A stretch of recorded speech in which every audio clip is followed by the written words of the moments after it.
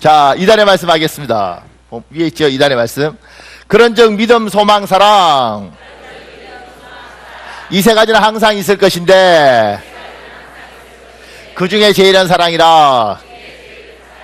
고린도전서 13장 13절 말씀. 성령 하나님, 사랑의 은사를 주옵소서. 성령의 능력으로 내 자신을 사랑하게 하옵소서. 내 가족을 사랑하게 하옵소서. 내 교회와 하나님을 사랑하게 하옵소서. 그리고 우리 부목사님 하나 더 붙인 게 있어요. 하나님, 내 남편과 내 아내를 잠깐만요. 내 남편, 따라하십시오. 내 남편과 내 아내를 사랑하게 하옵소서. 내 부모와 내 자녀를 사랑하게 하옵소서. 예수님 이름으로 기도합니다. 아멘. 하나님, 내 남편과 아내를 사랑하게 하옵소서. 이러면 안 돼요.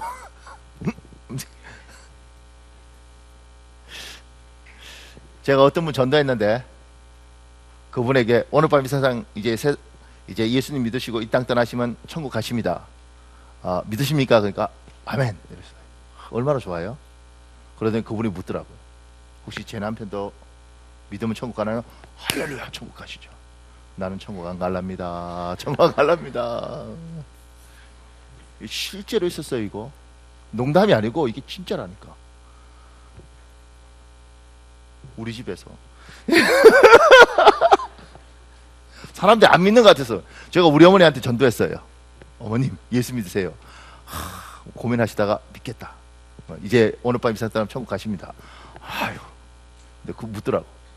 네 아빠는 아버지도 믿으면 천국 가시죠. 난 안 간다. 난 이게 농담인 줄 알았는데 우리 집안에 일어나니까 이게. 그러니까 부부끼리 잘 사세요. 어떻게든. 뭐요, 이거 좋아서. 자, 하나님은 사람을 만드셨습니다. 그러니까 진화론이 뭐라고 이야기하든 간에 뭐 인간이 진화된지 이건 잘 모르겠어요. 어쨌든 간에 하나님은 사람을 만드셨어요. 하나님은 사람을 만드셨는데 우리를 만드신 하나님이 우리의 작동 원리를 가장 잘 아는 겁니다.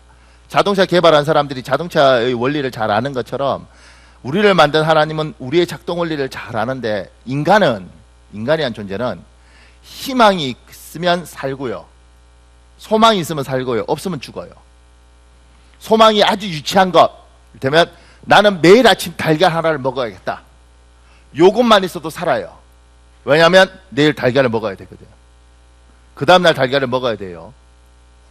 이게 박인수 씨, 우리나라 유명한 성악가 그분 소원이었어요. 달걀을 매일 하나만 먹었으면 좋겠다. 그러니까 달걀 먹기 위해서 뭐요? 사는 거예요. 그런데 너무 많은 걸 가져서 아무런 소망도 없어요. 더 이상 하고 싶은 것도 없고 할 생각도 없고 살아있는 것 같지만 죽었고 그리고 오래지 않아서 죽을 겁니다. 인간이라는 건 소원이 있고 갈망이 있고 하고 싶은 게 있으면 살도록 하나님이 그렇게 인간을 만들어 두셨어요. 이게 꺾여버리면 그러니까 희망이 꺾이고 소망이 꺾이고 도저히 내가 더 이상 뭘 할 게 없다 그러면 죽는 겁니다. 절망 가운데 죽는 거예요. 그래서 옛날에 너무 어려운 나라들 중에서 저는 어려운 나라는 안 죽고 사는 줄 알았는데 너무 어려운 나라는 너무 어려워서 죽더라고요. 그 어려우면서 뭘 생각하냐면 더 이상 희망이 없어. 이렇게 살아도 소망이 없어. 그래서 죽는 거예요. 지금 우리 청년들이 힘든 이유가 뭐냐면 이 나라가 소망이 있을까 미래가 있을까 이래서 청년들이 저렇게 힘들어하는 거예요. 왜냐하면 돈 벌어도 집 못 사는 것이고 좋은 학교 나와도 취직하기 어려운 것이고 그러니까 희망이 없으니까 살기가 어려워지는 거예요. 그러니까 제 세대에는 저보다 연배 많은 분도 있지만 저보다 좀 밑에 세대 그리고 저보다 위에 세대들은 소망이 있었어요. 왜냐하면 열심히 하면 집도 살 수 있고 열심히 하면 차도 살 수 있고 열심히 하면 인생에서 올라갈 것도 있어요. 그리고 뭔가 될 것 같았어요. 그러니까 열심히 산 거예요. 지금 세대는 열심히 살아도 별 거 없는 거예요. 왜냐하면 이각관대. 우리 때는요 신문 기자들이 되려면 토익 700점이 받으면 A급이 있어. 동아일보 이런 거 제 친구들 들어갈 때 토익 700점 하면 와 토익 700점이나 받아 이래. 지금 980점도 떨어지는 판국이에요. 토익 몇 점 만점이에요? 990점인가? 뭐 하여튼 만점인데 980점, 970점짜리가 너무 많아요. 더 웃긴 건 외국어를 뭐 할 줄 아십니까? 그래서 영어요. 그러니까 입맛 떨어뜨려요. 왜요? 영어를 외국어로 생각하는 너 같은 놈 필요 없어. 외국어는 뭐야? 그러니까 중국어, 일본어 이런 건 나지. 영어는 뭐요? 자연스럽게 거의 모국어는 아니지만 그건 외국어로 생각하면 안 되지. 이런 세대. 그러니까 뭔가 옛날에는 요것만 하면 되겠다고 생각했는데 너무 기준이 높고 그러니까 사람들이 절망해 가는 겁니다. 그래서 지금 지치고 힘들고 짜증나는 세대가 지금 세대예요. 근데 오늘 아브라함이 그렇습니다. 성경에 나온 지금 아브라함이 뭐라고 이야기하냐면 창세기 15장 2절에 이렇게 말을 해요. 아브라함이 이르되 주 여호와여 무엇을 내게 주시려 하나이까 나는 자식이 없사오니 나의 상속자는 이 다메섹 사람 엘리에셀이니이다. 3절에 이렇게 됐습니다. 아브라함이 또 이르시되 주께서 내게 씨를 주지 아니하셨으니. 아브라함이 자식이 없어요. 그러니까 지금 우리의 사고방식하고 옛날 사고방식은 다른데 옛날 사고방식은 아버지와 아들은 하나입니다. 아버지와 아들은 하나고 손주도 하나예요. 그래서 이 집안은 집안으로 쭉 내려가는 거예요. 가문을 따지고. 그러니까 내 아들이 성공하면 내가 성공한 것이고 내 손주가 성공하면 내가 성공하는 거예요. 이게 문화거든요. 그러니까 대가 끊기면 미래가 없는 거예요. 대가 끊기면 내가 가진 모든 재산은 이걸로 끝인 거예요. 그래서 어떻게든 씨를 잇고 사람을 잇는 거죠. 그러니까 아브라함도 지금 굉장히 성공했습니다. 318명의 가신들을 데리고 있고 부자가 됐어요. 그런데 자식이 없는 거예요. 내 죽으면 이 유산은 종놈한테 갈 거라는 거죠. 근데 그러면서 하나님 앞에 삐져 있어요. 투덜거리고 있는 거예요. 왜 투덜거리냐면 창세기 12장 1절 2절에 있습니다. 제가 1절 읽을 테니까 2절 여러분 읽으십시오. 여러분 프린트물에 있습니다. 여호와께서 아브라함에게 이르시되 너는 너의 고향과 친척과 아비의 집을 떠나 내가 내게 보여줄 땅으로 가라.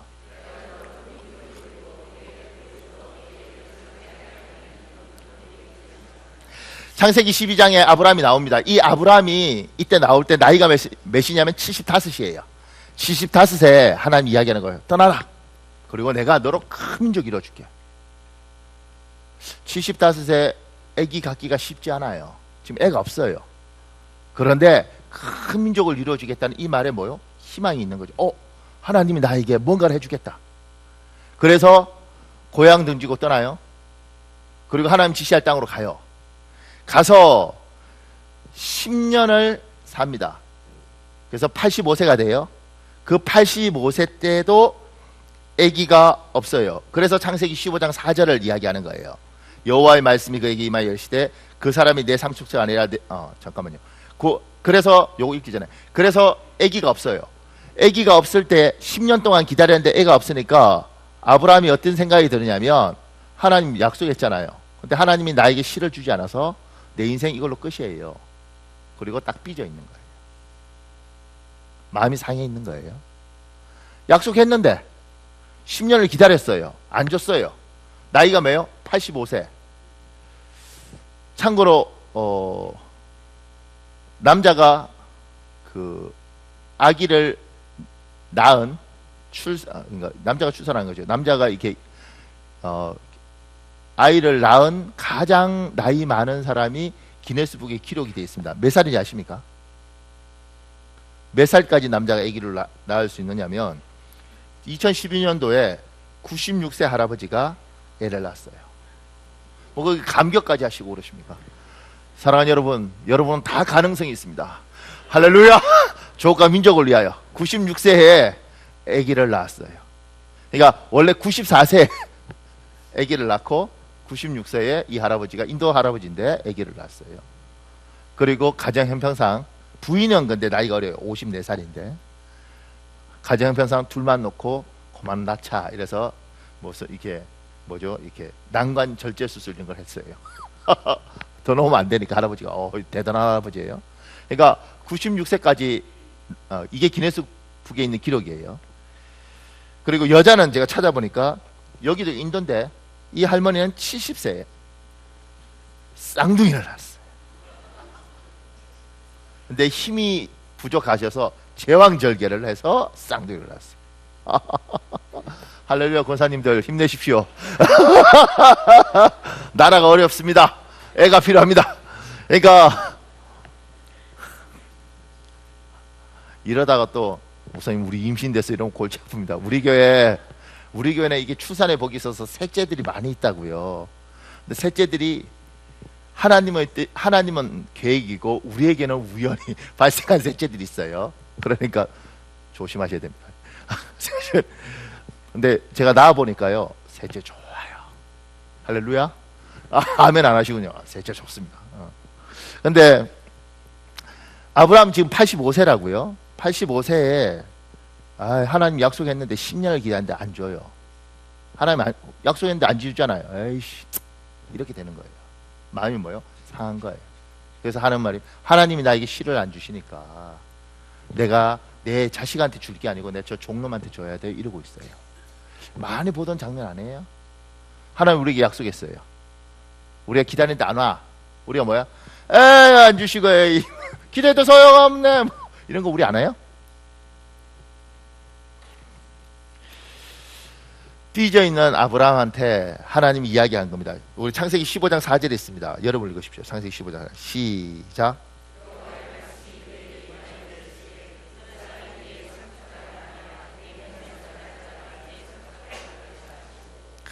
하나님이 이야기하는 거야. 삐져 있지 말고 힘내. 내가 애 줄게. 내가 약속했잖아. 그러니까 아기 줄게. 이렇게 이야기해요.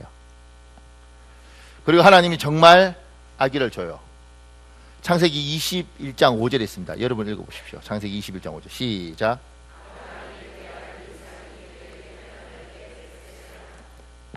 줄게. 이렇게 하고 몇 년 더 기다려요? 15년. 도합 25년. 하나님 약속한 걸 받는데 얼마 걸려요? 25년 걸려요. 안 놀라시는군요. 워낙 인내력들이 있어서.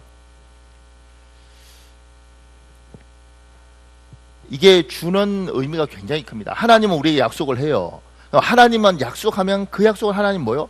반드시 지킨다고. 하나님 여호와 입에서 나갔던 말씀은 돌아서 땅에 떨어지는 게 아니고 반드시 그 열매를 맺어요. 이게 하나님의 말씀은 권세가 있고 권세는 반드시 나가서 역사를 한단 말이에요. 그냥 잔소리가 아니라고요. 하나님은 뱉으면 이 말씀은 나가서 반드시 역사를 하는데 문제는 뭐냐면 이 약속이 이루어지는 시간이 필요하더라고요. 이건 어쩔 수 없어요. 왜냐하면 이 땅은 씨앗을 뿌리면 잭과 콩나무처럼 쭉 밤새 자라는 게 아니고 뿌리면 이 씨앗이 뿌려져서 봄, 여름, 가을, 그래서 추수할 때까지 가야 되는 거예요. 하나님이 여러분과 나에게 약속을 주시면 그 약속이 이루어질 때까지는 뭐요? 반드시 시간이 필요하다고. 시간이. 이 법칙을 넘을 수 없어요. 그러니까 우리가 예수를 믿고 저도 예수 믿고 허황된 것들이 있었는데 그게 뭐냐면 그냥 도깨비 방망이처럼 뭐가 뚝딱 하면 나올 줄 알았어요. 근데 하나님은 인간에게 희망을 주시고 약속을 주시고 그걸 이루어 간다고. 뭐요? 우리 나이와 더불어. 제가 22살에 예수 믿었어요. 예수 믿을 때 하나님이 저한테 약속하셨어요. 무슨 약속을 하셨냐면 내가 너에게 좋은 목사가 되게 해주겠다 약속하셨어요. 그래서 나는 좋은 목사가 될 줄 알았다고. 금방 생 고생을 해서 지금도 아주 상태가 안 좋아요. 아멘 하지 마세요. 지금도 아주 상태가 안 좋아.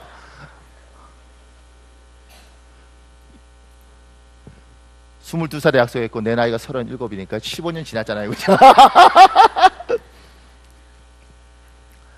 그러니까 26년을 지금 왔는데 이게 안 돼요. 아직. 하나님이 나를 사람으로 만들어가는 시간이 약속했는데 이 목사라는 게 그냥 목사, 훌륭한 목사 이게 아니더라고.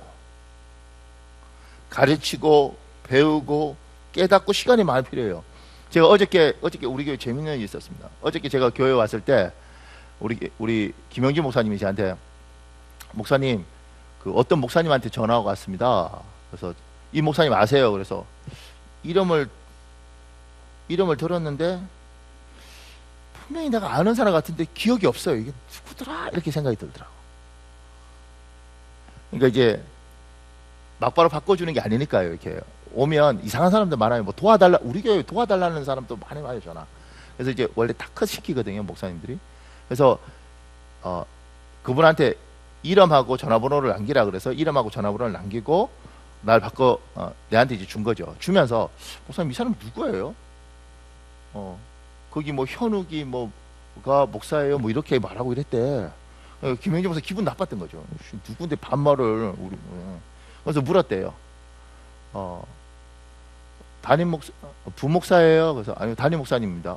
담임 목사예요? 교회가 어때요? 뭐 해서 예, 우리 건강하게 기도하고. 그래, 교회 커요? 느낌에 김영재 목사 느낌에 상태 안 좋은 박현욱이가 왜 담임 목사가 되고 교회가 이렇게 해서 뭐 이런 느낌을 받았는가 봐요. 그리고 제가 이제 그 전화번호를 갖고 제 방에 와서 이 사람을 내가 분명히 아는 사람 같은데 누가 생각을 했어요. 가만해서 쭉 생각하니까 26년 전에 제가 22살 때 예수를 믿고 이제 서울에 있는 대학생들끼리 모여서 한 40명이 매주 목요일 날마다 모여서 기도를 했어요. 용산에 있는 북한 통일 선교 훈련이라는 곳에서 우리가 기도를 했거든요. 근데 그때는 우리는 뭘 했냐면 북한 땅이 열릴 거라고 생각하고 그때부터 기도하던 사람이 있었어요. 그래서 북한 땅이 열리면 함경도 사단, 평안도 사단, 뭐 이래서 북한의 그쪽을 복음하기 위해서 들어가는 거예요. 이렇게 그걸 두고 그때부터 기도한 거지.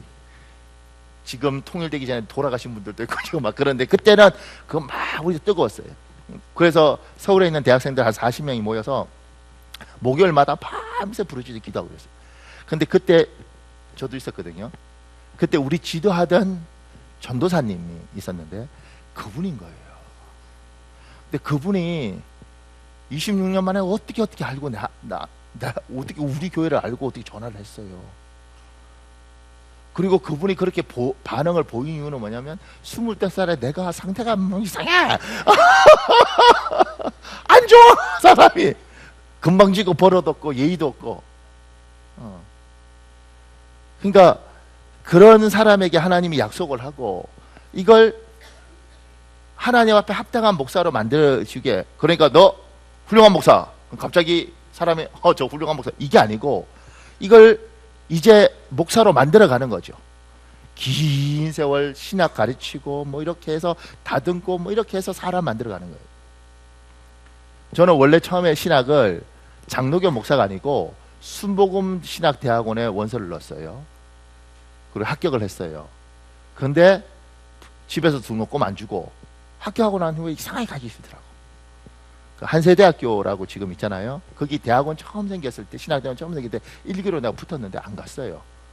나는 이제 내 같은 스타일은 순복음 쪽으로 가야 되는 줄 알았다고요. 하나님은 나를 장로교 목사로 만들었어요. 그래서 말씀과 능력이 균형을 맞추는 게 뭔지에 대해서 배우게 되는 거였죠. 그러지 않았으면 나 한쪽으로 치우쳤을 거라고. 그러니까 하나님이 이런 것들을 조율해가면서 저를 이렇게 사람을 이렇게 자꾸 다듬어가고 만들어가고 함부로 말 못 뱉도록 만들어가는 시간들을 많이 갔어요. 그래서 지금 온 거예요. 하나님이 약속을 주시면 그 약속을 이루기 위해서 시간이 필요하고 그동안 뭐요? 다듬는다. 우리들 중에 너무 가정 형편이 어렵고 힘들고 이렇게 했던 사람이 하나님을 만났어요. 젊은 날. 그리고 하나님 나는 너무 지금 배고프고 힘이 듭니다. 우리 부부가 살기가 너무 어렵습니다. 하나님 우리가 이제 밥 걱정 안 하고 웃으면서 우리도 여행 다니고 그리고 여유 있게 살고 싶습니다. 하나님 이 소원을 들어주십시오. 이랬어요. 주께서 오케이. 그러면 이제 그때부터 어디에서 금 나오라 뚝딱 은 나오라 뚝딱 이렇게 기다려서 되는 게 아니라고. 30살짜리 부부가 그렇게 기도했고 하나님 응답을 받았으면 이 30살짜리 부부한테 애기 있어요. 그죠? 그 다음에 그냥 직장 있어요. 언제 부자가 되냐고. 월급 받아서 애 키워야 되는데 이게 언제 되냐고. 그러니까 안 보이는 거예요. 그러니까 예수 믿고 한 10년 동안 열심히 돈 벌고 기도하고 이렇게 하다가 에이씨 안 되는가 보다. 분명히 그때 하나님이 나한테 마음을 주셨는데, 감동을 주셨는데 에이씨 그거 다 속았는가 보다. 그게 지금 지금 아브라함이 하는 거와 똑같아요. 75세 줄게 아멘. 이 10년을 기다렸는데 없어. 근데 하나님이 나타나서 야 내가 약속할게 다시 줄게 아멘. 삐졌는데도 불구하고 했는데 98세까지 없어요. 99세까지 없어요. 100세에 나와. 약속해놓고 25년이 걸려요. 왜냐하면 하나님이 줄만한 때 합당한 때에 주신다고요. 그걸 이루어가기 위해서 시간이 필요한 거예요. 사람을 다듬고 훈련시키고 생각하게 하시고. 여러분에게 약속했으면 그 30살짜리 부부가 하나님이 약속을 했으면 내가 너희들 먹고 살게 해줄게. 그럼 이 부부가 아끼면서 열심히 직장생활하고 맞벌이하고 때로는 몸이 부서질 것 같아서 내가 이렇게 부부끼리 맞벌이하고 살아야 되나 힘들지만 기도하면서 힘들게 인생을 살아서 20년 30년 가면 아무 기초도 없는 부부니까 그러면 50대 가면 어느 순간인가 몸 다 망가져 있고 인생 참 피곤하다. 그런데 한 번만 딱 돌아보면 옛날에 늘 얻어먹었는데 이제는 한 번 얻어먹으면 한 번 살 수 있어요. 그때는 좀 힘들지만 이제 애들 대학교 졸업하고 그래도 이제는 우리 가족 4명이 5명이 같이 돈 벌 수 있어. 옛날에는 무슨 일을 해도 서툴렀는데 이제 한 20년 하니까 그쪽에서 나름대로 이골이 나서 요건 요렇게 하면 요령도 붙었어. 그러면서 하나님이 뭐요? 만들어 가는 거라고. 이게 하나님이 이 땅에 주신 거예요. 그러니까 가다가 중간에 예수 믿어도 소용없고 약속해도 다 이 뻥이네 이게. 에이 안 믿어. 이렇게 아브라함이 지금 삐져 있는 거지. 근데 하나님은 힘들어도 가라 까지 가면 하나님이 열매가 있어요. 그래서 제가 이런 말 하잖아요. 가다 말면 고생만 남고 끝까지 가면 간증이 남니다. 제가 했던 이 말을 우리 남원 목사님께서 참 카피를 잘해요. 그리고 이 친구는 개발을 하더라고. 말을 바꿨어요. 끝간 중꽝. 그것은 뭐야 그러니까 끝까지 가면 간증이 남고 중간에 하면 꽝이다 이렇게. 끝간 중꽝. 까지 힘들어도 하나님 약속 믿고 내가 갑니다. 어려워도 내가 하나님 약속 믿고 갑니다. 울면서 반드시 하나님 약속하셨으면 지키실 하나님, 내 이 하나님은 신실히 신뢰하고 내가 가겠습니다. 그리고 끝까지 가면 제가 아는 하나님, 여러분의 하나님은 그 말에 뱉은 건 반드시 이루어지기 때문에 이루어 주신다고요. 제가 여기 시작하죠. 하나님이 주시는 성경 말씀을 붙들고 성령 하나님 주시는 감동에 의지하여 환경을 이기고 상황을 이기십시오. 환경과 상황을 이렇게 말해요. 세상 너무 어려워 안 돼. 야 이건 끝났어. 야 85살이 무슨 애기 인생 안 되는 거야. 98이 무슨 애기니 다 거짓말이야. 그럴 때 우리는 예수 믿는 사람은 하나님이 하신 말씀과 성령의 감동을 믿고 가는 거예요. 이게 뭐요? 이게 믿음이고 이게 신앙입니다. 제가 여기 글을 하나 가져왔거든요. 이거 굉장히 부유하다가 망한 사람인가 봐요. 지하 단칸방에서 내 식구가 생활한 지 벌써 횟수로 3년이 되어 갑니다. 이 집에 이사 들어갈 때만 해도 몇 개월 안에 다시 이사할 거라는 생각을 했지만 이사가 녹록지 않았습니다. 여러 가지 불편한 점도 있고 어려운 문제들이 있지만 그 안에서 비둘기 둥지같이 작고 작은 그 방에서 우리 식구들은 치유와 소성함을 경험하였습니다. 명절이 다가오면서 일가 친척을 만날 생각을 하니 마음이 조금 무거워졌습니다. 그들이 알고 있는 우리는 어렵고 힘든 생활 가운데 화목한 가정, 그리고 잘 자라주는 아이들, 그러면서도 보기에 열악한 환경이 우리를 바라보는 그들의 마음을 힘들게 하나 봅니다. 뭐라 딱히 물어볼 수도 없는, 도와줄 처지는 안 되고 못 도와줘서 오히려 미안한 그들의 그런 시선에 오히려 부담이 되어 나의 리액션은 자꾸 커져갑니다. 우린 괜찮아. 이런 마음으로 어젯밤 기도의 자리로 나아갔습니다. 자리에 앉자마자 주님이 감동을 주셨습니다. 나의 절대주권을 신뢰하라. 나의 절대주권을 신뢰하라. 엄한 꾸짖음이 아니라 따뜻한 토닥임 같은 말씀으로 그렇게 말씀하셨습니다. 나의 절대주권을 신뢰하라. 이 짧은 한마디 안에 수많은 하나님의 마음이 녹아 있었습니다. 이제껏 잘 인내하였고 잘하였다는 것을 내가 안다.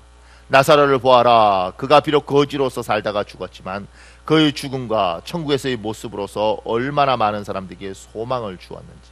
요셉을 보아라. 아버지의 사랑을 독차지하여 부러울 것 없이 자라다가 타국의 노예로, 억울한 누명으로, 감옥에서의 수감생활로 그는 이스라엘 백성을 흉년 중에 구할 수 있는 총리가 되었습니다.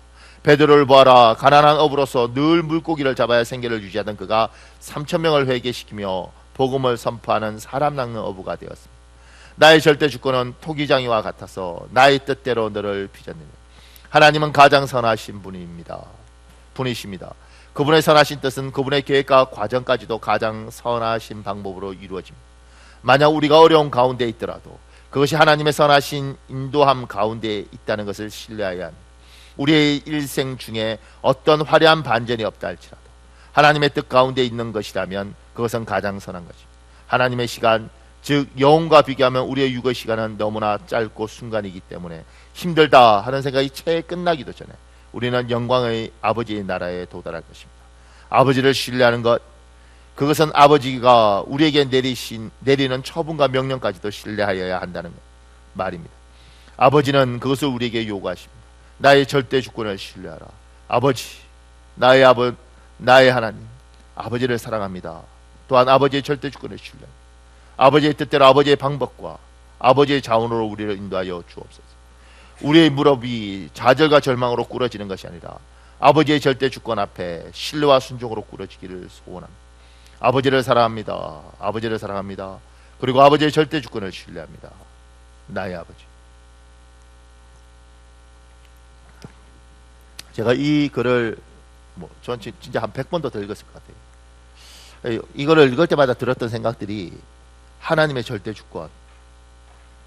아무리 힘들어도 예수 믿고 망하고 이게 하나님 살았으면 이래요. 뭐 있든 말든 간에 난 안 믿을 거예요. 이럴 수 있잖아요. 인간은 못됐습니다. 사람 참 못됐습니다. 달면 삼키고 쓰면 뱉는 게 인간인데 이 인간은 여러분의 나나 다 똑같습니다.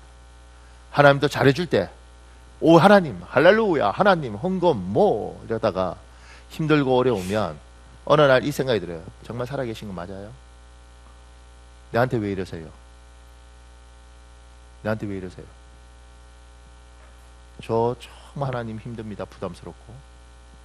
그리고 내가 떠났다 그러다 뭐라 하지 마세요. 왜냐하면 당신이 내한테 한 거 하면 당신 나쁜 사람이에요. 이렇게 가는 거예요. 믿음이라는 것, 신앙이라는 것들이 아무리 힘들어도 하나님 반드시 주의 절대 주권을 신뢰하고 하나님께서 약속하셨으면 지금 아브라함처럼 10년이 지나서 없어도 25년이 지나서 없어도 반드시 하나님이 약속한 그 시간이 되면 이루어질 줄 믿습니다. 내가 하나님 신뢰하고 하나님 반드시 이룰 줄 믿습니다. 이걸 붙들고 힘들 때 기도하면서 어려울 때 붙들고 사람들이 다 돌 던지면서 야 예수 믿고 망한 거지. 예수 믿어도 소용없는 거지. 기도해도 없는 거지. 그거 다 하나님 의입니다. 그래도 예배 드리면서 하나님 앞에 붙들고 쭉 가는 거. 그게 신앙입니다. 그게 신앙입니다. 그래서 왜 순교자가 놀랍냐면 마지막 순간까지 하나님을 배신하지 않잖아요. 왜 순교자가 영화롭냐면 그 순교에 대한 기록들이 많아요. 의외로. 근데 제가 읽었던 글 중에서는 라티먼지 정확히 모르겠는데 그 사람 이름이 그 사람은 정말 화형을 시키더라고요. 하나님 믿는다는 이유 하나만으로. 그러니까 배교를 요구해요. 근데 배교를 요구할 때 배교를 하면 쉽게 죽인다고요. 근데 배교 안 하면 끝까지 죽인데 그 사람들 죽일 때 저도 그 글 보고 처음 알았어요. 이렇게 막대기에다가 화형시킬 때 그냥 이렇게 불질러 죽이는 게 아니고 막대기에다가 사람을 이렇게 딱 묶어요. 근데 여기에 정을 박아요. 이렇게. 왜냐면 이렇게 움직이지 못하도록. 그리고 목은 뒤에 이렇게 막대기에다 목을 딱 묶어요. 그리고 목에 다이나마이트를 이렇게 쫙 설치해요.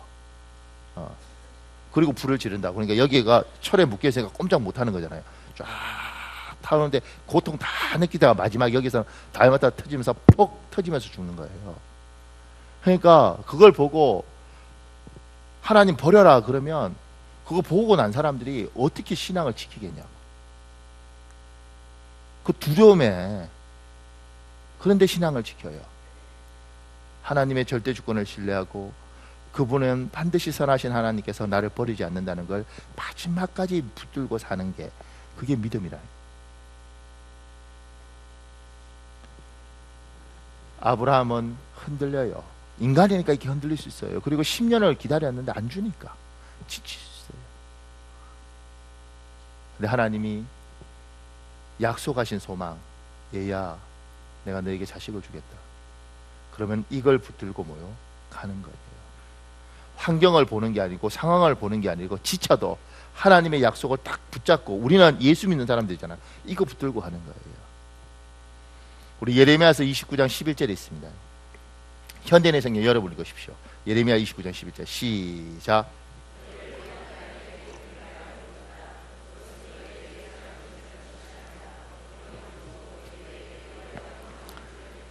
공동번역 제가 읽어드리겠습니다. 공동번역 이렇게 했습니다. 너에게 어떻게 하여 주는 것이 좋을지 나는 이미 뜻을 세웠다. 하나님 계획이 있다는 거예요. 나는 너에게 나쁘게 하여 주지 않고 잘하여 주려고 뜻을 세웠다. 밝은 앞날이 너희를 기다리고 있다. 미래와 희망을 이렇게 번역한 거죠. 밝은 앞날이 너희. 하나님은 우리에게 약속하셨어요. 밝은 앞날을 내가 너희 주겠다. 하나님은 저한테 좋은 목사를 만들어 주겠다. 그러면 그 좋은 목사가 되기 위해서 하나님은 저를 사람 만들어야 되는 겁니다. 사람 만든다는 게 이런 거였어요. 제가 해보니까 나는 이제 막 신학 공부 열심히 하면 좋은 목사가 되는 줄 알았어요. 우리나라는 전세잖아요, 그죠? 그리고 전세 개념이 있어서 전세에 들어가도 전세라도 이건 내 집이에요. 내가 사는 동안은. 그러니까 주인이나 이런 사람들이 계약서 쓰기 전에는 함부로 오지도 못하고, 내가 고장 나면 고쳐주세요 이렇게 이야기하는 거잖아요. 그런데 필리핀 같은 경우에는 주인이 언제든지 열쇠로 문 열고 들어와서 확인할 수 있어요. 내가 자고 있는데 문 열고 들어와요. 왜냐면 내 집이니까 네가 잘 사는가 보는 거예요. 처음 겪을 땐 굉장히 황당합니다. 중국은 주인 바깥에 장 보고 들어오면 주인이 앉아서 텔레 보고 앉아 있어요. 내 집이야. 더 놀란 건 뭔지 알아? 너 못 박았네? 못 빼. 그럼 못 빼야 돼요. 그럼 필리핀에서는 처음에는 뭐요? 시시거리죠. 막 중국에서는 와. 그러다 나중에 어떻게 되는지 아세요? 네 하고 싶은 대로 해라. 왜냐하면 여기는 이게 법이고 저기는 저게 법이고 여기가 법이에요. 그렇게 되니까 목회를 하면서 어떻게 되는지 아세요? 이런 성도도 있고 저런 성도도 있고 저런 성도도 있어. 문화가 다른 거지 저 사람이 나쁜 게 아니에요. 그러니까 저 사람 필리핀에서 왔는갑다, 저 사람 중국에서 왔는갑다, 저 사람 소말리아에서 왔는갑다 이렇게 생각하면 편해요. 그러면서 이해를 하는 거야. 아, 사람이 다르구나. 제가 중국에서 목회했단 말이에요. 중국에서 한인교회 하면 얼마나 재밌는 줄 아세요? 중국 주재원으로 와요. 근데 이제 중국의 한인교회는 몇 개 없으니까, 그럼 한국인들이 제가 있던 연태는 그때 한 3만 5천 명쯤 되는데 한인교회는 3개밖에 없었어요. 그러면 오면 여의도 순복음교회 성도도 등록하고 사랑의 교회 성도도 등록하고 그 다음에 명성교회 성도도 등록하고 막 이래요. 그러면 김삼환 목사님 교회에 등록한 성도는 이래요. 김삼환 목사님처럼 설교해 주세요. 여의도 순복음교회 온 성도는 조영기 목사님처럼 설교해 주세요 이래. 옥하는 목사님 교회에서는 제자 훈련하고 옥하는 목사님처럼 설교해 주세요 이래요. 우리가 옥하는 목사나 조영기 목사님 설교하면 거기 있었겠냐고. 여의도 옆에 교회 짓고 있지. 더 놀라운 건 여의도 순복음교회에 왔던 그 장로님은 그러더라고요. 목사님 기도할 때 기도를 그렇게 하는 게 아니에요. 우리가 목사인데 기도할 때는 아버지를 부르고 기도해야 된대. 기도할 때마다 내 아버지여 이게 몇 번 나오냐가 기도가 신령한 거예요. 그래서 우리 안 했거든요. 근데 뭐 얼마나 못 살게 구는지. 그래서 기도하다가 내 아버지여 하나님 내 아버지여 이렇게 했다니까. 사람 못 살게. 왜냐하면 기도가 끝나고 나면 들이볶는데 어떡하겠어요. 그분은 그게 정답이야. 여기 겪고 여기 겪고 여기 겪으면서 하나님이 가르쳐 준 게 뭐냐면 이건 복음 아니라는 거예요. 예수 그리스도 외에 주께서 내가 길이요 진리요 생명이니까 예수 그리스도 외에 구원이 없다. 이거 말고 나머지는 뭐요?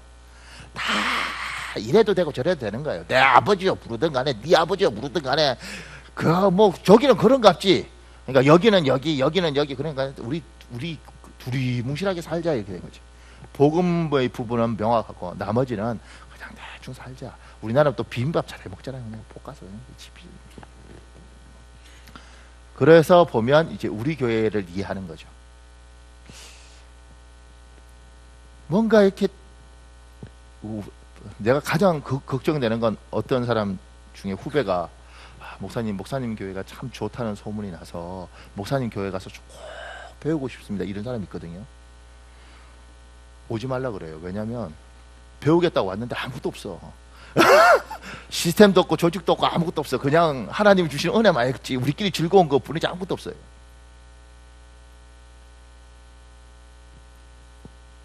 교회를 가족처럼 생각하고 가족끼리 옳고 그런 게 어디 있겠어요. 사는 거지. 하나님 만나게 하셨으니까. 둘이 뭉실하게 살지만 은혜 받는 것, 하나님 사랑하는 것, 성령 충만하는 것, 이런 건 양보하지 않는 거예요. 나머지는 뭐요? 하면 좋고 안 하면 말고 되면 되고 안 하면 그게 뭐 중요해. 그러니까 목숨 걸 일이 별로 없더라고요. 성경 공부 우리 성경 공부반 쫙 만들어 놓잖아요. 신청 안 하면 안 해. 막. 다른 데 막 전화하잖아요. 다른 교회 알아요? 전화해서 공부해야지 성경 공부 어떻게 안 할 수 있어. 근데 우리는 열어놓고 하기 싫으면 안 해도 돼. 하고 싶으면 하면 돼. 왜 자기가 하면서 남 안 한다고 막 승질내고 전화해서 집사님 왜 공부를 안 해? 뭐 이래요.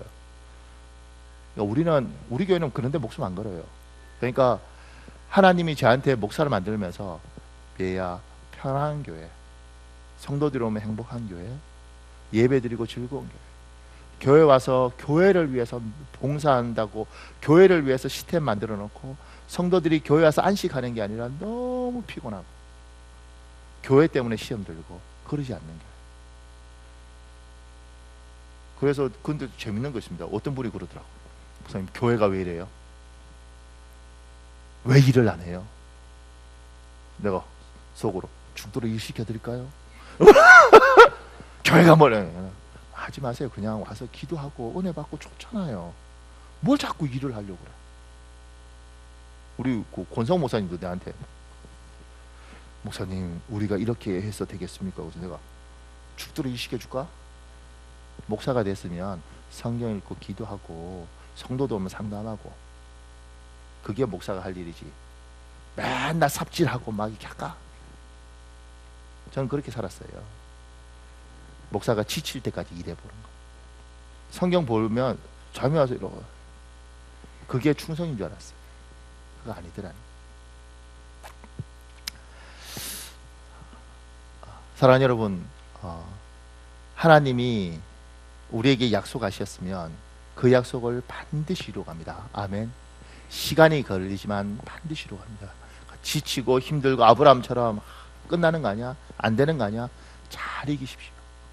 그리고 하나님의 절대 주권을 믿고 이 인내의 시간들을 잘 기도하면서 버티십시오. 반드시 시간이 다 지나고 나면 하나님이 이루려고 그러셨구나. 결국 하나님이 약속한 걸 이루시는구나.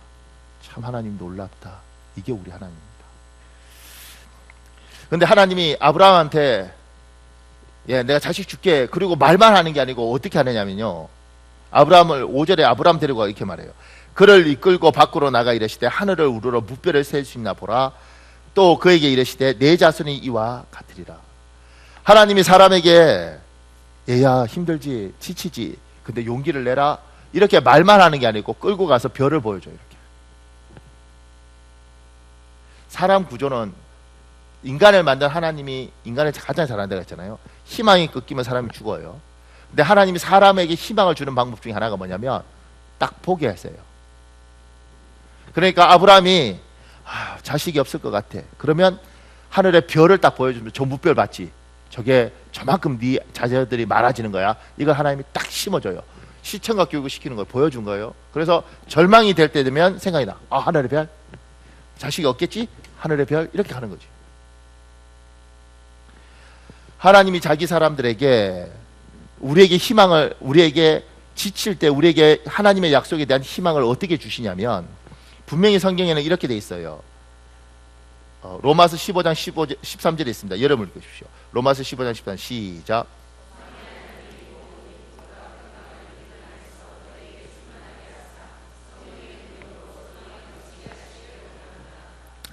소망의 하나님이 모든 기쁨과 평강을 믿음 안에서 내게 충만하게 해서 성령의 능력으로 소망이 넘치게 하시기를 원합니다. 하나님이 우리에게 뭐요? 소망이 넘치도록 해줘요. 성령의 능력으로. 근데 그러면 우리가 생각할 때 하나님은 그냥 소망을 확 부어주실 수 있죠. 근데 하나님은 그렇게 하지 않더라는 거지. 지금처럼 아브라함 데려와서 보여줘요. 별 봤지 얘야? 네 자식들이 저렇게 많아지는 거야. 그러니까 생각이 들고 주눅이 들 때 네가 저걸 생각하고 저걸 봐야 돼. 카메라처럼 딱 지키는 거예요. 하나님이 여러분을 하나님의 사람으로 만들고 하나님께 약속하시면서 여러분에게 하나님이 준 게 있어요. 보여준 게 있다고. 여러분에게 하나님이 보여준 게 있어요. 지금 여기 농담 같은 글이 있는데 제가 잠깐만 이 긍정력 사진이란 이걸 읽어드릴게요. 어느 집에서 아내가 해물 구울 때 늘 끝부분을 잘라냈다. 남편이 그 이유를 물었다. 잘 몰라요. 원래 이렇게 하는 거예요. 얼마 뒤 남편이 처가에 갔는데 장모도 똑같이 해물 끝부분을 잘라내고 요리하고 있어. 그 이유를 물었다. 잘 모르겠는데요. 내 어머니께서 이렇게 해왔네. 나중에 아내의 외할머니에게 물었더니 이렇게 대답했다. 그거 별거 아니고 옛날에는 내가 작은 후라이팬밖에 없어서 끝부분을 잘라내고 요리했거든. 부모의 행동은 그대로 자녀들에게 유전됩니다. 그리고 부모의 비전도 자녀들의 비전에 큰 영향을 미칩니다. 가장 멋진 교육은 모범이지만 최악의 교육도 모범일 수 있습니다. 넓고 큰 비전 그릇 안에 좋은 비전들이 익어갑니다. 하나님이 우리에게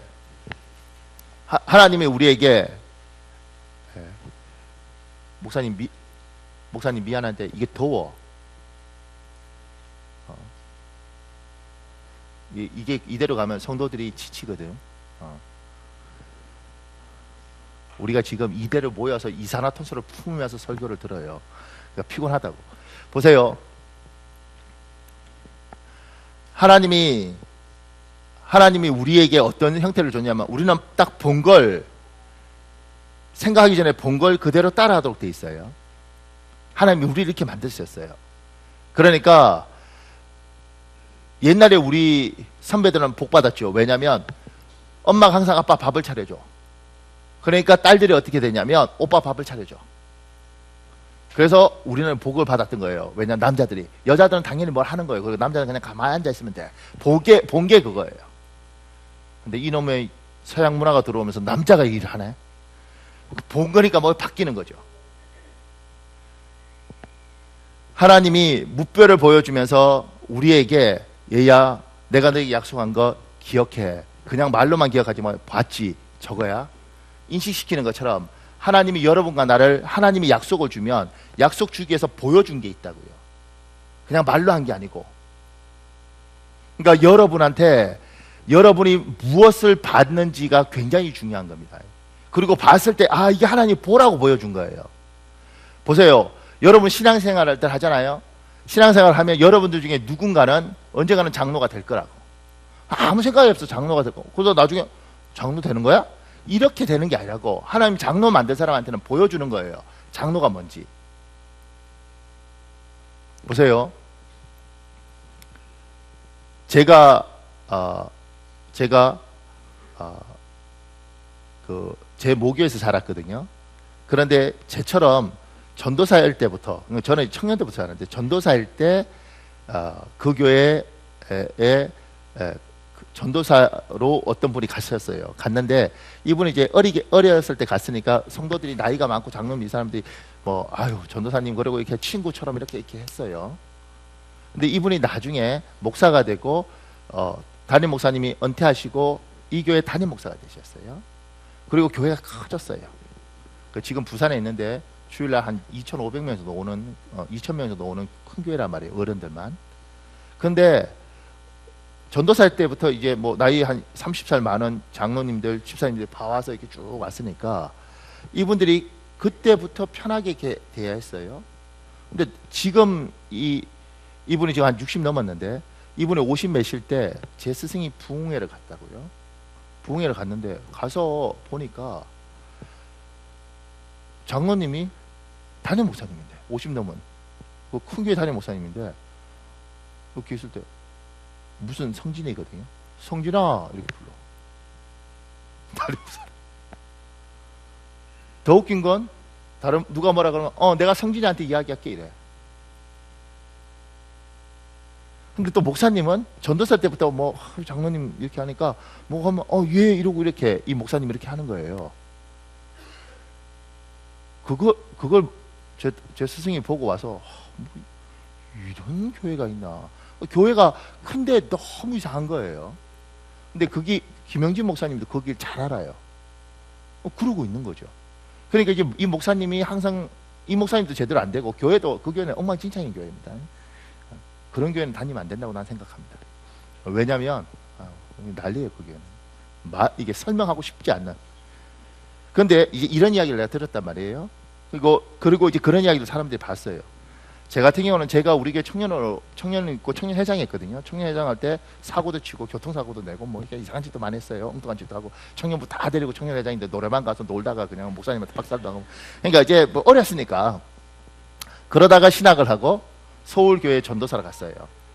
그리고 그 교회에서 전도사로 있다가 뭐 이스라엘 갔다가 다시 왔어요. 그러니까 내가 왔을 때 뭐 집사님들이 뭐고 다 알죠. 옛날부터 뭐 목 조르고 뭐 이랬는데 왔는데 이제 난 내 고향 왔어요. 좋다고 이렇게 온 거죠. 전도사지만 뭐 애긴데 뭐 이러고 왔는데 우리 그 신장로님이라고 이게 걸걸한 분이 있습니다. 그분한테 상처 많이 받아요. 집사한테 야 이년아 뭐 이렇게 하고 막 상처받고 막 이래. 이분. 그런데 이분이 장로님이거든요. 이분 뭐 늘 나 목 조르고 이러는 분인데 딱 왔어요. 난 좋아서 막 이러는데 이분이 갑자기 전도사님이다. 이렇게 왔다가 예. 그리고부터 행동을 조심하게 되더라고. 왜냐하면 사람을 전도사 취급하니까 전도사로 살아야 되는 거잖아요. 난 내 고향에 왔는데 그때 이분이 막 목 조르고 야 이러고 했으면 아유 뭐 장로님 이러고 이렇게 살았을 거예요. 그런 것들을 이 양쪽 같은 것들을 장로가 될 사람이면 안수집사 낸 사람한테 하나님 눈을 열어서 보여준다고. 뭐 이런 게 있네 이게 아니고 그게 보여야 되는 거예요. 나는 앞으로 장로가 될 사람. 저런 교회도 있고 이런 교회도 있고 이걸 볼 때 이 교회 수준, 저걸 볼 때 이 교회 수준, 이걸 보여야 되는 거지. 제가 아까 목사 이야기했잖아요. 제가 목사일 때 저는 이쪽 교회도 있었고 이쪽 교회도 있었는데 제 한테는 두 교회가 있는데 이쪽 교회 목사님은 스타일이 어떤 스타일이냐면 성도이 뭐 상관없어요. 그냥 막 밀어붙이는 목사님이에요. 이분한테 걸리면 죽습니다.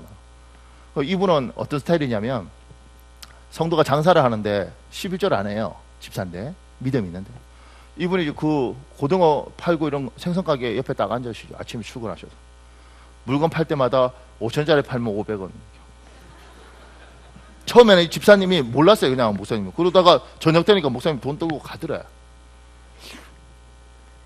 돈이 필요하면 달라고 했지 왜 저러나. 근데 그 다음날 또 출근해서 이렇게 떼는 거예요. 그래서 하도 열받아서 뭐냐 그러니까 11절 떼는 거라고. 집사가 돼서 막 이렇게 하니까 이 교회는 희한해요. 그러니까 시험 받아서 떠나는 사람도 많고 있으면 그냥 쫙 미니까 죽도록 하는 거예요.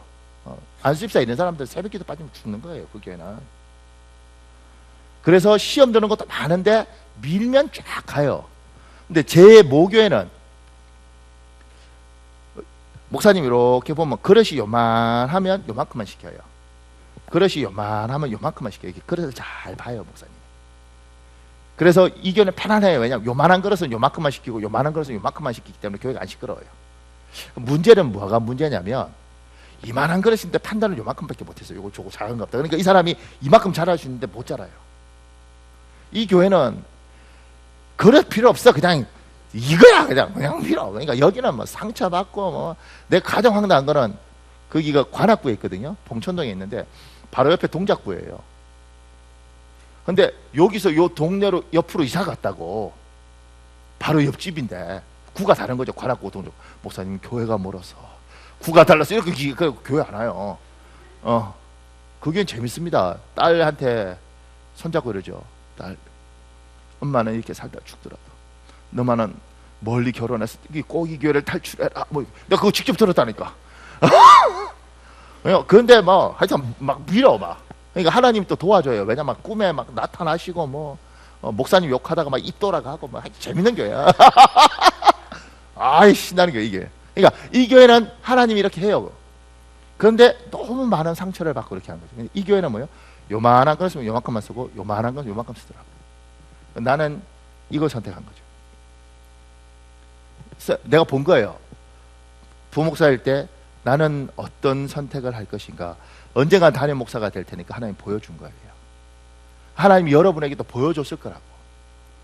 여러분에게 너는 어떤 아버지가 될 거냐, 너는 어떤 아내가 될 거냐, 너는 어떤 부인이 되고 너는 앞으로 인생을 살 때 어떻게 살 거냐 하나님이 보여줬을 거라고요. 지금까지 여러분이 만약 못 봤다면 하나님 안 보여준 게 아니에요. 여러분은 영적인 소경인 거예요. 나는 내 신앙생활에 롤모델이 있는가, 내가 남편으로서 아내로서 나는 롤모델이 있는가, 이걸 생각을 하고 하나님 분명히 보여줬을 거라고. 왜냐하면 내가 기도하면 하나님 눈을 열어서 보여주고, 보여주시면서 하나님 이야기했을 거예요. 이게 앞으로 네가 되길 원하니? 그럼 그 길을 가는 거예요. 그게 없다면 하나님 안 보여준 게 아니라 우리가 못 본 거예요. 여러분과 내가 눈이 막혀 있는 겁니다.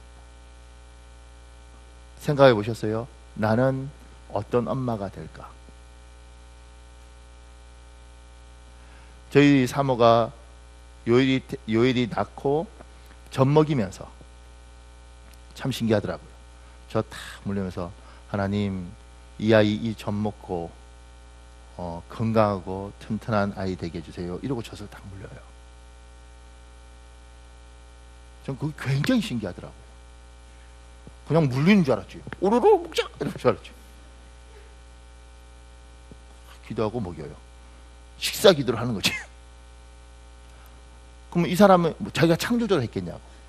누군가 한 걸 본 거지. 그리고 내가 엄마가 되면 저렇게 해야겠다 생각한 거예요.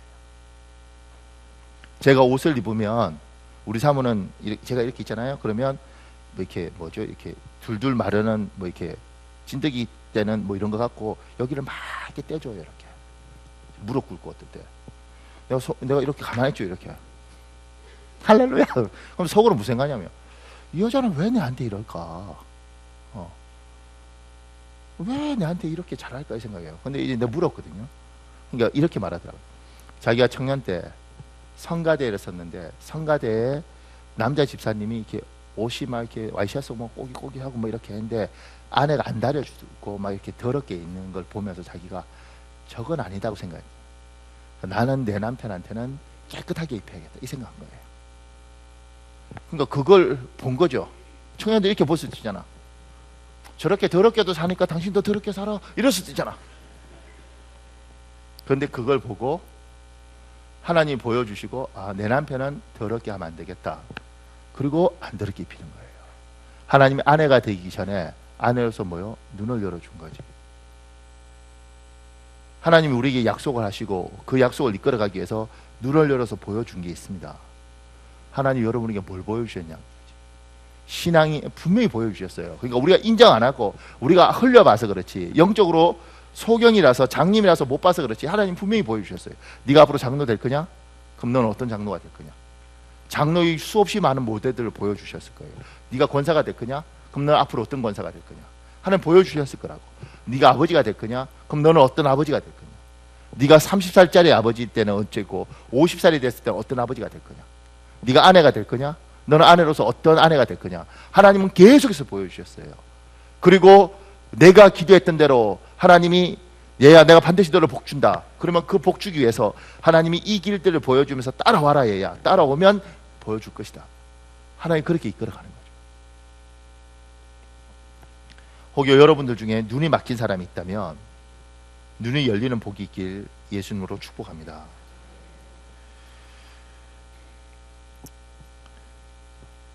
제가 이제 설교하면서 이런 글이 있었거든요. 설교 속에서도 제가 얘기했죠. 설교 속에서도 끊임없이 주님은 우리에게 보여주고 계십니다. 그러니까 제가 이런 예화가 글이 있었습니다. 제가 읽어드릴게요. 공수훈련을 마치고 돌아오니 연대 군종사병으로 발령이 났다. 1982년 12월이었다. 연대 군종병으로 있던 형이 혀에 돌기가 나서 수도 통합병으로 후송되었다. 후임을 뽑아야 하는데 다른 대대 군종병들은 모두 전역이 한 달 남짓이다. 결국 일병이던 내가 연대 군종사병이 되었다. 정말 훈련되어 있지 않고 자격 없는, 무엇보다도 예수님을 인격적으로 만나지도 못한 내가 가장 힘든 일은 새벽 기도였다. 일단 몸이 피곤했다. 겨울에 군종사병은 계피와 생강을 넣어서 차를 끓여 초소마다 돌려야 한다. 차를 돌리고 나면 자정이 넘는다. 내부반에 들어가서 잠깐 자고 일어나서 불침번호를 쓰고 바로 새벽 예배를 드리러 교회로 간다. 추운 겨울이면 교회에 먼저 가서 난로에 불을 붙이고 새벽 예배를 준비한 다음 목사님이 오시기를 기다려야 했다. 몸도 피곤했지만 더 힘든 것은 가끔 목사님이 전방에 가셨을 때 내가 새벽 예배를 인도하는 일이었다. 집사님들의 눈치에 못 이겨 설교하러 단상에 올라가지만 정말 고역이었다. 나는 예수님이 누구신지 정확히 몰랐다.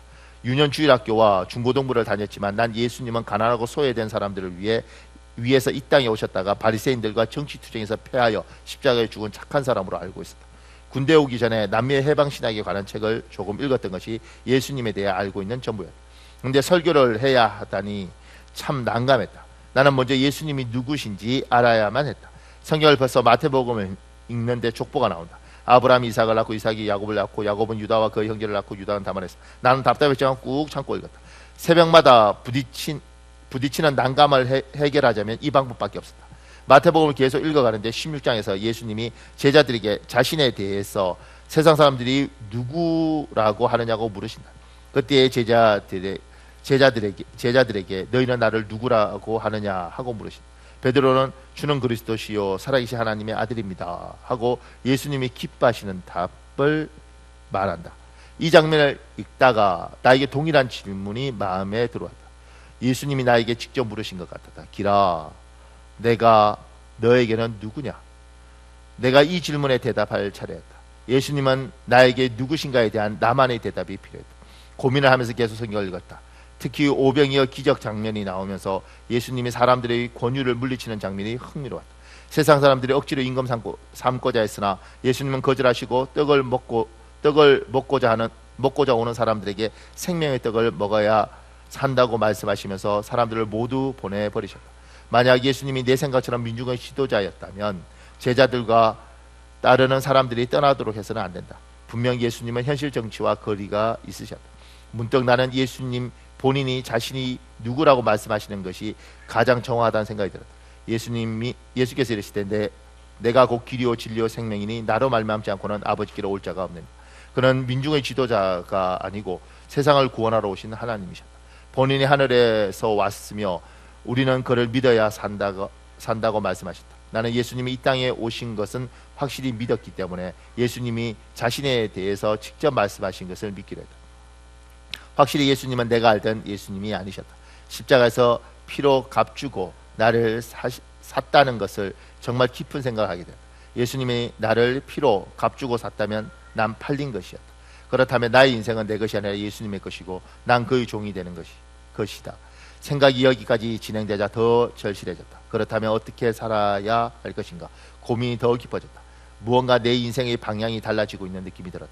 내 마음대로 할 수 없는 나를 이끄는 어떤 힘을 느끼고 있었다. 예수님이 내 인생의 진짜 주인이 되신 것이다.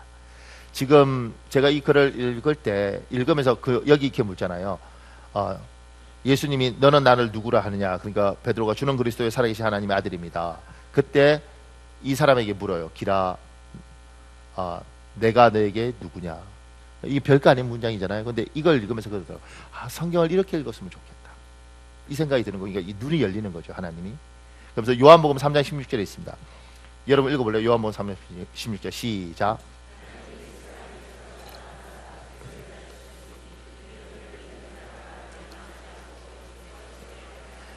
그러니까 거기에 그냥 이렇게 읽으면 안 되는 거예요. 제가 이렇게 읽으면 제가 블랭크 이렇게 갈로 해놨잖아요. 하나님이 제 이름이 박현욱입니다. 하나님이 박현욱을 이처럼 사랑하사 독생자를 주셨으니 이는 그를 믿는 박현욱이 멸망하지 않고 영생을 얻게 하려 하심이라. 그럼 여러분이 한번 읽어보시오. 여러분 이름을 넣어서 시작.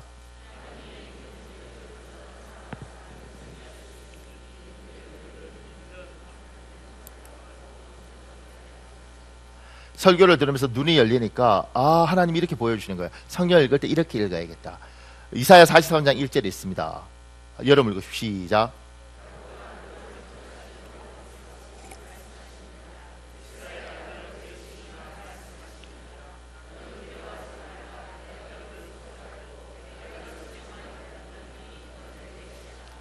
그러면 저는 이걸 이렇게 읽겠습니다. 박현우가 너를 창조하신 여호와께서 지금 말씀하시느라. 박현우가 너를 지으신 이가 말씀하시느라. 박현우가 너는 두려워하지 말라. 내가 박현욱을 구속하였고 내가 박현욱을 지명하여 불렀느니 박현욱은 내 것이라. 여러분이 한번 읽어볼래요? 시작.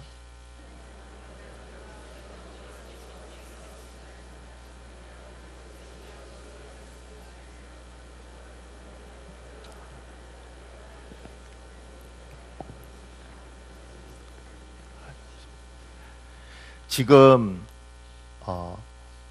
제가 설교를 들으면서도 하나님께서 그냥 아무 생각 설교 참 좋구나 이게 아니라 하나님 나에게 눈을 열어주십시오. 그러면 같은 이야기도 이게 내게 되도록 하나님 열어준다는 거예요.